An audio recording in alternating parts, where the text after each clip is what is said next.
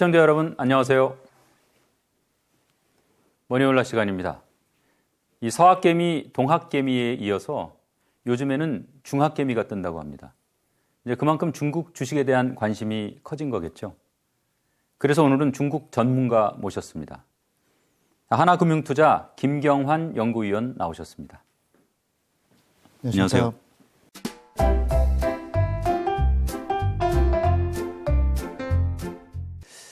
오시느라 고생하셨습니다.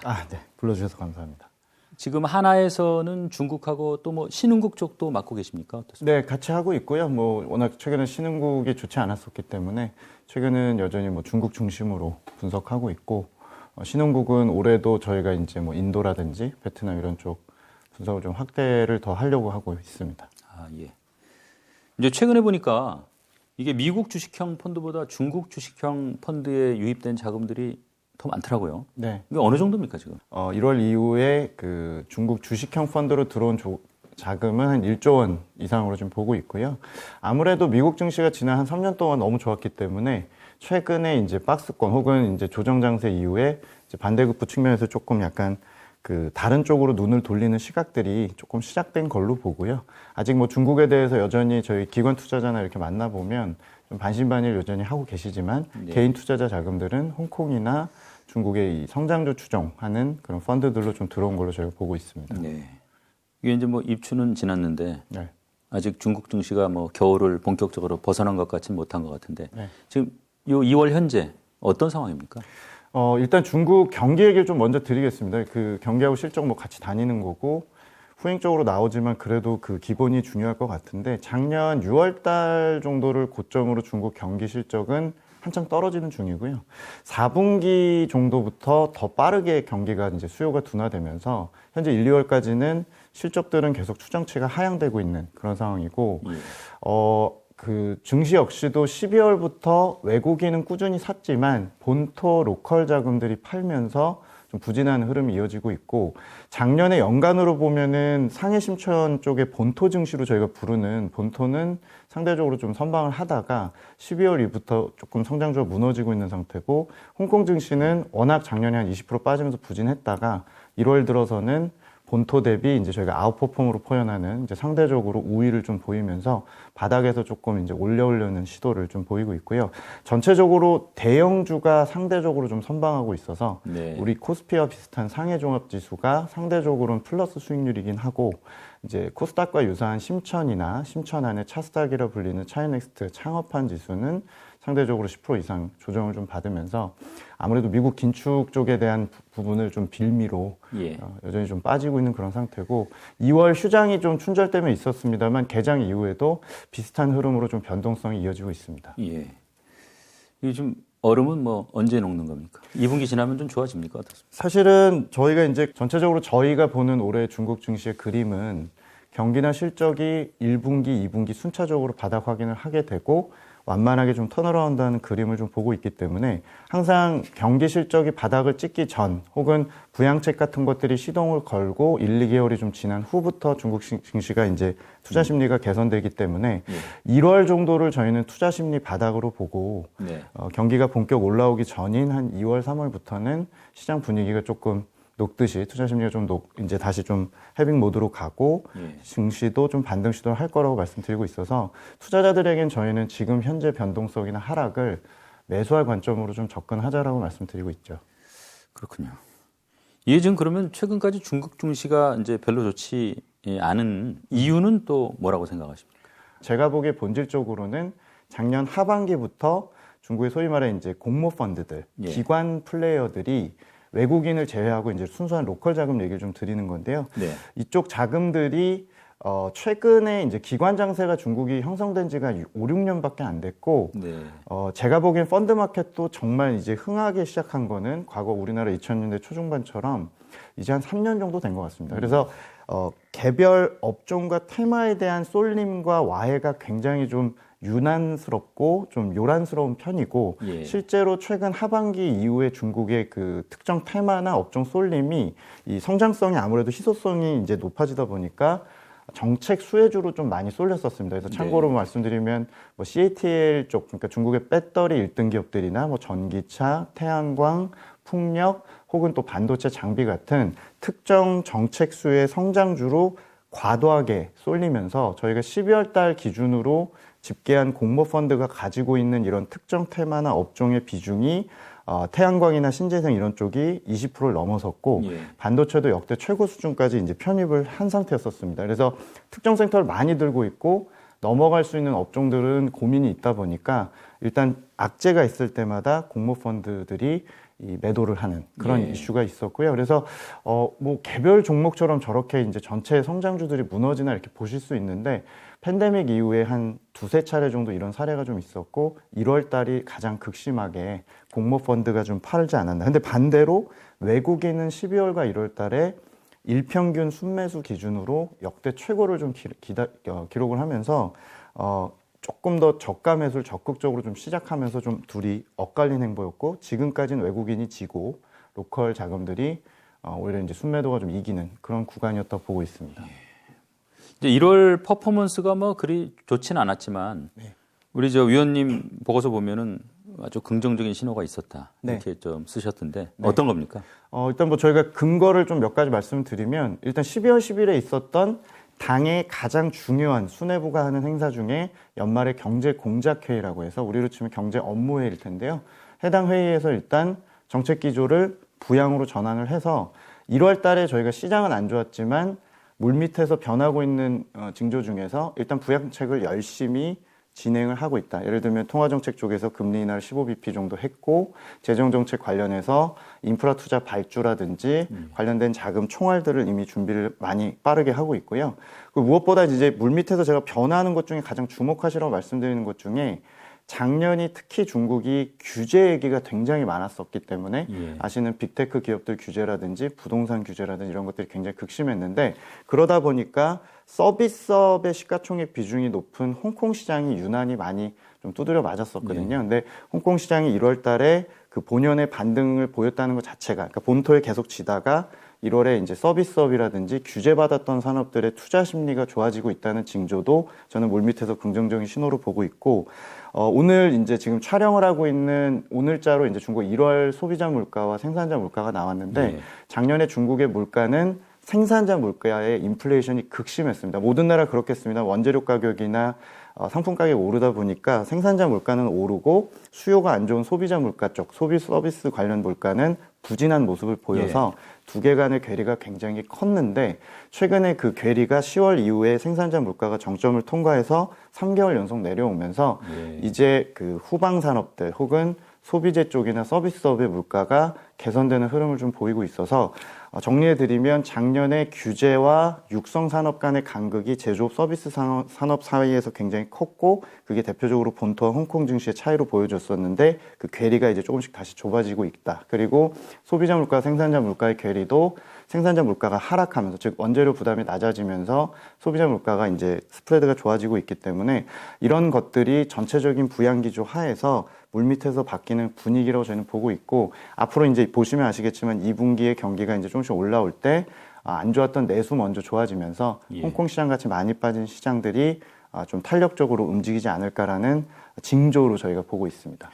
기대가 되는군요. 네. 앞에서도 뭐 잠깐 말씀하셨습니다만은 이제 그래서 그런 겁니까? 외국인 자금이 많이 들어온다면서요? 네, 외국인들은 아마 1월 달에 정말 신나게 들어왔는데 좀 신나게 물린 상태고요. 아마도 외국인들이 12월부터 일평균 매수세가 역대 최고였던 거는 제 생각에는 한 70% 정도는 기계적인 매수가 좀 있었던 걸로 보고 있습니다. 즉 신흥국에 운용하는 글로벌 펀드들 입장에서 중국이라 함은 사실 뭐 감정적이든 혹은 뭐 중국과 미국 간의 그런 분쟁 문제와 상관없이 돈의 흐름 자체는 금리 차라든지 환율 강세 베팅을 하기 마련이고 또 중국은 외국인 비중이 본토가 5% 이내일 정도로 개방을 굉장히 지금 만만디로 해왔기 때문에 그런 덕을 지금 팬데믹 이후에 좀 득을 보고 있다라고 저희 보여집니다. 그래서 70%는 기계적으로 스위칭을 하거나 신흥국에서 포지션을 가져갈 때 골랐던 수요들이 있다고 보고 30% 정도는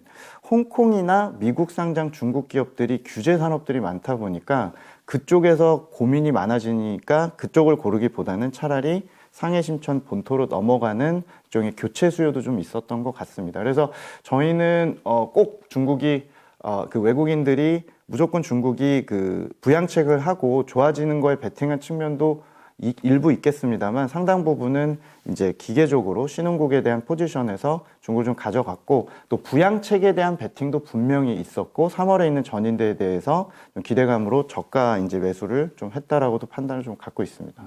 위원님 보고서 보면은 이제 2월 효과라는 말이 있더라고요. 보통 이제 1월 효과는 많이 들어본 말인데 이게 중국이 보통 2월에 좋다는 겁니까?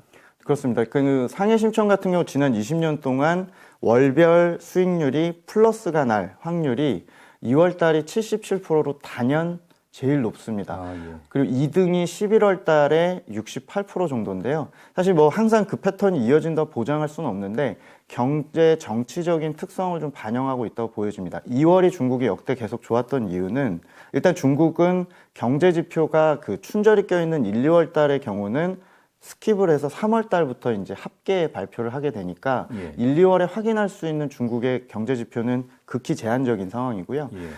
실적들도 보통 4분기나 연간 실적이 3월 중순부터 발표가 됩니다. 즉 2월 달은 투자자 입장에서는 경제와 실적 지표는 깜깜이 장세고요. 대신 중국은 특성상 3월 5일쯤에 열리는 전인대를 앞두고 30개 지방정부와 각 주무부처들이 각종 정책들, 조금 장밋빛 전망인 시즌, 특히 올해처럼 부양을 하라라고 명령을 12월에 한 상황에서는 조금 장밋빛 정책들을 좀 쏟아내게 됩니다. 또 그런 측면이 있고 중국의 은행권은 또 약간 관치금융이라서 은행의 쿼터라든지 정책적인 어떤 배분을 하게 되는데 주로 1분기에 전체 연간 대출 쿼터의 35%에서 40%를 좀 쏟아내는 시즌이기도 하죠. 그래서 정책은 쏟아지고 유동성은 계절성으로 많이 푸는 시즌이다 보니까 2월 효과라는 게 항상 존재했었고요. 작년에는 이게 거의 긴축 쪽에 가까워서 별로 없었고 올해 2월의 경우는 3월 5일에 있는 전인대까지 즉 2월 3월에 이 2월 효과가 좀 계속 작용할 수 있다는 게 저희 주장이고 부양책이라든지 유동성 또 경제실적 발표 전까지 각종 상상력들이 좀 극대화될 수 있기 때문에 저희는 조금 시장을 2월 효과가 좀 작용할 거라고 이번 자료를 통해서 좀 말씀을 드렸습니다. 1월에 이제 양회가 열리지 않습니까? 네. 그 양회의 내용을 좀 살펴보면 전인대도 좀 예측이 될 것 같은데 양회는 어땠습니까? 일단은 보통 그 직전 연도의 가을쯤에 당행사인 당대회가 있게 되고요.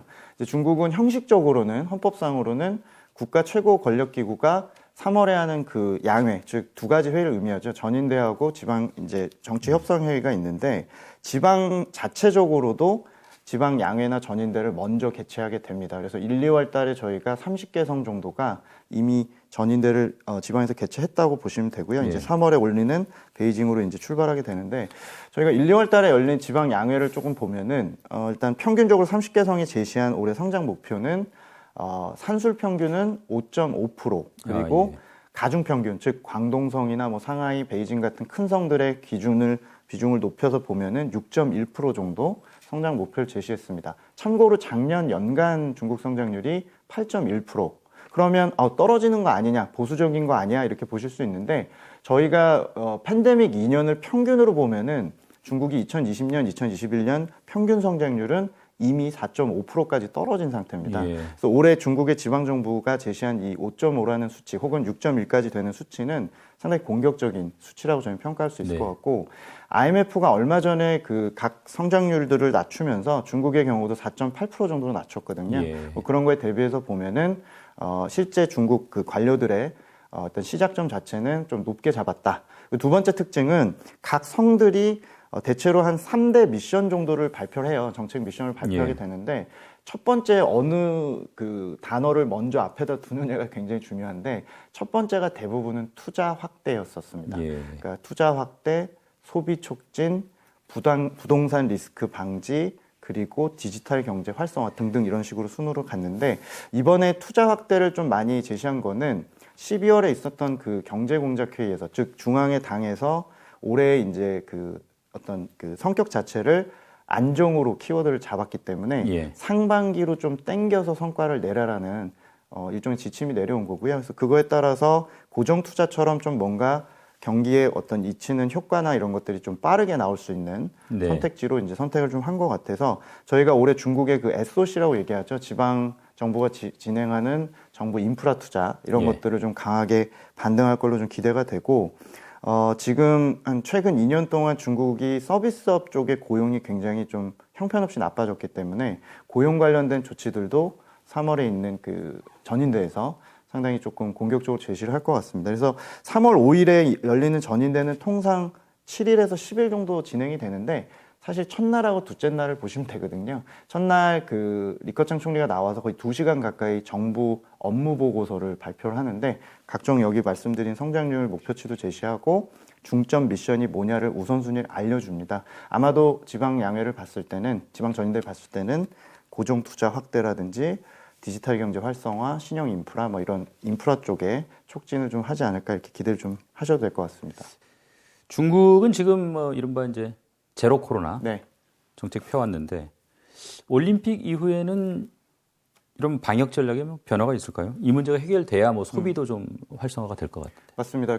중국은 아시겠지만 이 프로파간다, 즉 선전이나 이런 것들을 굉장히 중요시하게 되는데 소위 말해 좀 복선들을 좀 최근에 많이 언론에서 까는 느낌을 좀 갖고 있어요. 예. 그래서 여기에서 유입되는 것들이 어쩔 수 없다는 부분이라든지 최근에 이제 먹는 경구식으로 먹는 치료제 이런 것들도 승인을 내고 이런 걸 보면은 이제 약간의 준비를 좀 하고 있다고 저희는 생각을 좀 갖고 있습니다. 그래서 패럴림픽이 끝나는 3월 10일 정도까지 저희가 이제 베이징 올림픽 끝나면 여기에서 유입된 거를 약간의 빌미 삼아서 지역별 제로 코로나 정책을 겉으로는 여전히 제로 코로나 유지를 얘기하겠지만 실질적인 행보들은 계속적으로 좀 방역을 좀 느슨하게 하거나 완화하는 쪽으로 좀 선회할 가능성을 좀 높게 보고 있고 저희가 보는 소비나 고용 지표들이 더 이상 이 제로 코로나를 유지하기엔 좀 어려운 상황으로 저희가 추정을 좀 하고 있기 때문에 예. 뭐 제 개인적인 어떤 주관적인 생각과 최근에 지표가 안 좋다는 부분을 좀 종합해서 보면은 3월 중순 베이징 올림픽 이후부터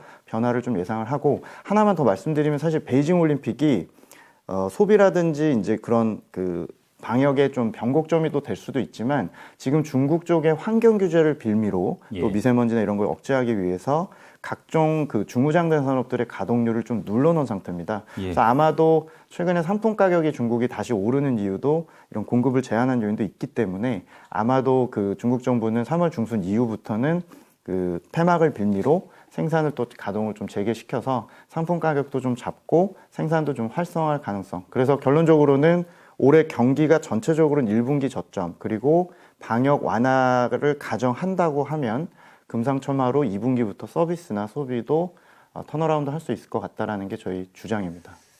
미국하고 중국이 조금 이제 반대 방향으로 가는 것처럼 보여요. 미국은 인플레이션 잡는다고 이제 고삐를 좀 다 잡는 것 같고, 네. 중국은 조금 다소 완화 기조란 말이죠. 중국이 이렇게 계속 미국하고 좀 뭐라고 할까요? 다른 방향으로 갈 수 있는 겁니까? 어떻습니까? 저희도 뭐 사실 지난 한 20년 정도 그 연준과 뭐 인민은행의 정책이 거꾸로 갔던 시즌들이 있었는데 사실은 1년 이상 그렇게 인민은행이 따로 가기는 어려웠었던 걸로 볼 수 있습니다. 그러니까 예. 어느 나라든 사실 연준의 긴축을 이길 수는 없고 뭐 맞대응하기가 쉽진 않죠. 하지만 중국이 몇 가지 좀 유리한 게 있습니다. 그러니까 예. 일단 작년 1년 동안 중국의 경우는 이미 1년 동안 유동성이나 대출 증가율 같은 걸 기준으로 이미 긴축적인 행보를 1년 동안 했습니다. 네. 즉 긴축 부담을 상당히 지금 낮춰놓은 상태라는 부분이 첫 번째. 그래서 올해 본인들은 상반기까지 정도는 본인들의 어떤 본인 위주의 이 통화 정책을 쓰겠다고 계속적으로 지금 천명을 하고 있는 게 일단 어떤 그런 부분이고요. 그다음 두 번째는 위안화 환율이나 자본 유출입에서 인민은행의 부담이 상당히 낮은 편입니다. 과거에도 보면은 미국과 중국의 이 국채 금리가 줄어들면서 금리 차가 줄어들면 당연히 시장도 흔들리고 자본이 이제 유출되는 우려들이 있었는데 이번의 경우는 위안화 환율을 유심히 보시면 6.35위안, 6.4위안대에서 거의 고정된 것처럼 마치 예전에 저희가 엔화가 안전통화여서 굉장히 그 고정되는 것처럼